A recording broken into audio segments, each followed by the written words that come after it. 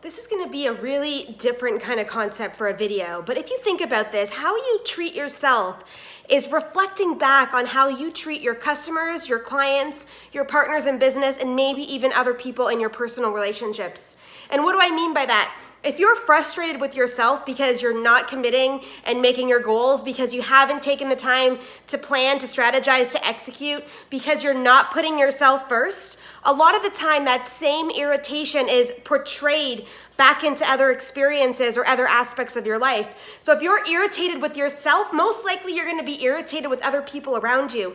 And if you don't understand who you are, most likely you're asking the questions about who other people are, and that misunderstanding is there in the long run, in the short term, in immediate conversations as well.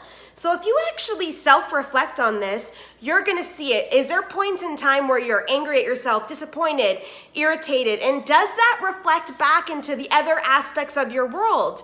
And if it does, how do we shift that? That is the biggest question, I think. How do we shift that? First thing is recognizing that it's there. So welcome to this video. If this is an aspect of your life that you're working on as well, commitments to yourself, holding your word to yourself, being in a space for you to then be able to move aspects of your life forward so you can be a better version of you, welcome to this video. Because there's going to be times in your life that you're going to get irritated with yourself, that you're going to drop the ball, and it's going to affect other aspects of your world. So the first part, like I just said, obviously is recognizing it.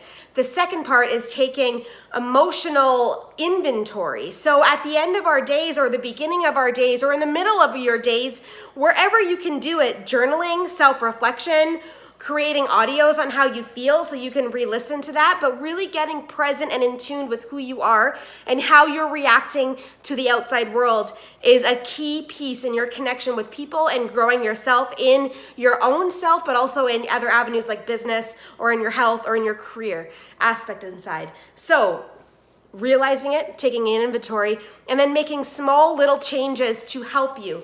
Asking people that you know that are around you all the time to call you out on it. Man, that really sucks. But it's a powerful piece for change, because if you tell them not to let you off the hook and to call you out on it all the time, you're all of a sudden gonna be aware.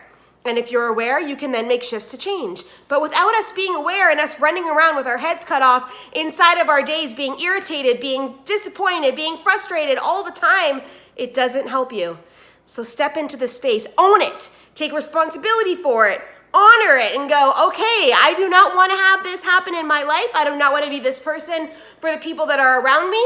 I am willing to change, and I am willing to take a shift forward to make things happen. Happy Friday, everyone.